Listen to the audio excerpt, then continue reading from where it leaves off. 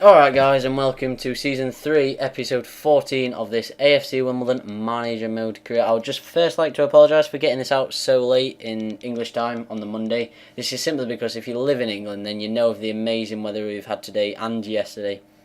It's been so sunny, so nice, so hot, and I have had some college work to do, some photography to do, so I've also made use of the weather and gone and got that done outside, and obviously I've not had any time inside to edit this and get it uploaded and rendered for you, but I've managed to do it tonight. I'm watching the Man United game currently, and yeah, I decided that I'd knuckle down with it. I'd get it done, I'd get it out, even though it's a bit late. I'm sure you don't mind. So we'll move on to the first game of this episode, which was against Bristol Rovers in the league. And straight away, 5 minutes in, Wellard laid it off to Moore. Moore put it into the back of the net. We were 1-0 up, and what an amazing turnaround for Luke Moore. I mean, Shiver Me Timbers said, like, on a couple of episodes ago, Luke Moore's off form. It's odd because he was banging them in for me, and I agreed with him. I was like, yeah, he's been really, really crap recently, but now he scored 2 against Man United. He's put us 1-0 up within 5 minutes, and it just seemed like a joy to play with. And then they came forward in the 10th minute, and we somehow got this clear after the header hit the post.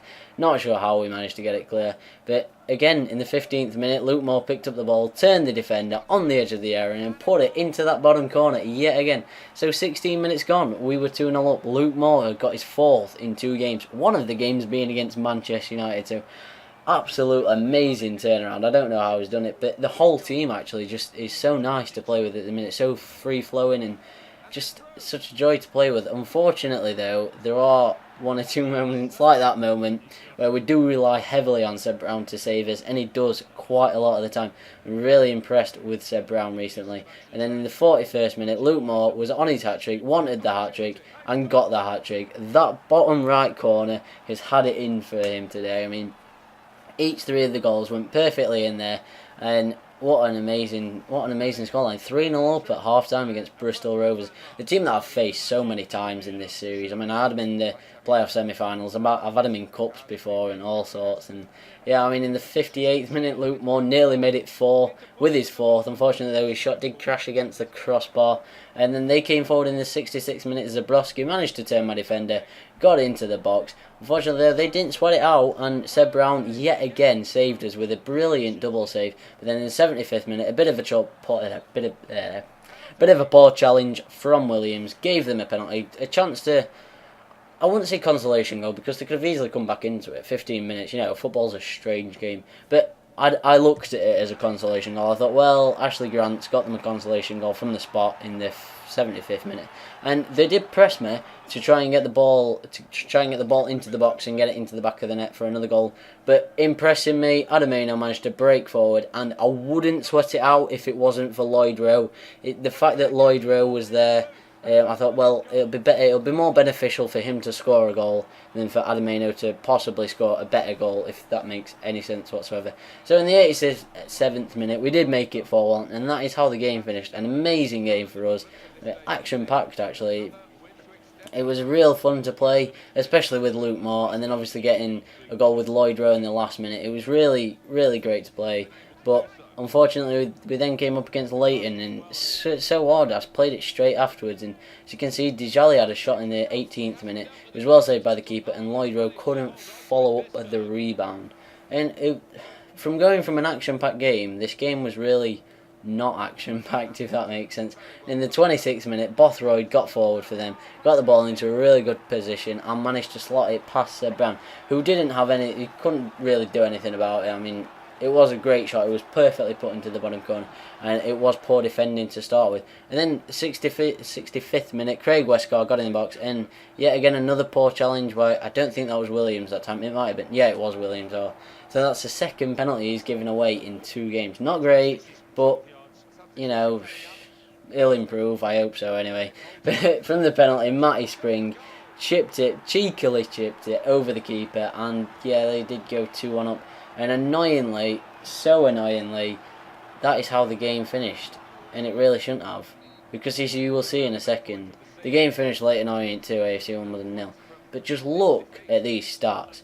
Shots 3, on target 2 for Leyton Orient. I absolutely dominated them. Fortunately though, none of my shots on target were really worthy of showing, if that makes any sense. But anyway, moving on to the game against Burnley. As you can see there, I was at 13th 13th in the Championship. So they were going to be a hard team, and they've got some quality players like Rodriguez, Wallace, Tracy. In goal they've got Grant. But it was the FA Cup, completely different, and I was well up for this. And straight away, 10 minutes gone, Luke Moore gave the ball to Wellard to Midson with an absolutely brilliant shot. Genuinely do not know how that went in. It swerved all over the place, and wow, what a goal. 1-0 up. We are heading into the quarterfinals at this stage. And as you see this goal again, he had 3 defenders around him and still managed to get past Lee Grant. Absolutely amazing stuff.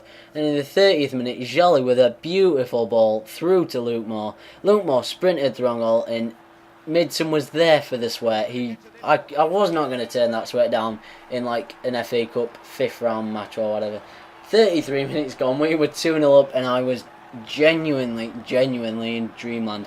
I could not believe this. I was just buzzing at this point, and I thought, well, Midson's on his hat-trick. So as they got it straight from kickoff, they played it backwards, and I went and charged them down. Midson here blocking the shot, then diving in for the header. He set himself up perfectly. Lee Grant stuttered, then came out, and Midson volleyed it into the back of the net for his hat-trick and for the 3rd goal of the game.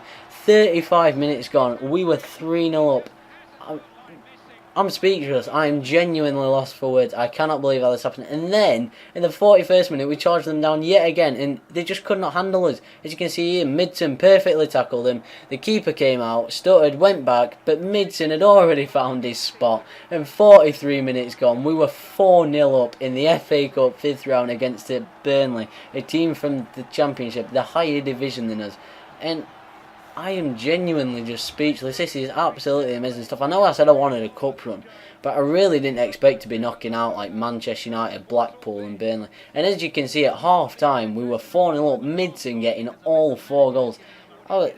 It's just phenomenal stuff, this. I mean, for the turnaround from the game against Leighton to this, and yet again Moore with a great shot. Lee Grant saved well, and then Hatton gave the ball to Wellard. Wellard got into a decent shooting position and pulled another save from Lee Grant, who seemed to be keeping them in the game. And then it was time for the substitution, so on came Rowe, Sammy Moore and Mark Dickinson. And I didn't even bother bringing Midson off. I thought, I'll keep him on, see how many he can get. And then in the 75th minute, a great ball from Hatton, I think, gifted Midson the chance. Midson ran through on goal. Maybe I should have finessed it. I didn't. I went for the slam. Unfortunately, though, the keeper did manage to save it and got it away. And then their only shot of the game was this. Yeah, exactly. Appalling. It was just... it was so fun to play this game. I was buzzing all the time. Like, Rowe laid it off to Midson, who beautifully turned the defender in. Unfortunately, the shot was saved by the keeper. So if it wasn't for Lee Grant in the second half, that could have easily been much more than 4-0. But what a result. What a game. It's absolutely phenomenal. We go marching on into the FA Cup quarter-finals. You just look at these stats. Shots 12, on target 10. And like I said, Burnley's only shot of the game. I did decide to show it. I thought it would have been a bit harsh not to show it. But even though it wasn't an appalling shot. And look at that. Transfer budget, 180 grand. Absolutely amazing stuff. That really is going to help me out. And now I can finally send them out to Netherlands, which is where you guys want. So next time the scout comes back, I will send him out to Holland. And as you can see here, in the FA Cup quarterfinals, we have Wolverhampton Wanderers. We've got a bit lucky there. Could have had Chelsea or Liverpool, but still, they're a Premier League team. They're a good team. It's going to be a great game. I know it is. And that is... I don't think it's in the next episode. I think it's in the episode after. So you're going to have to wait a bit, but I don't know. It's just the FA Cup quarter-final, AFC Wimbledon.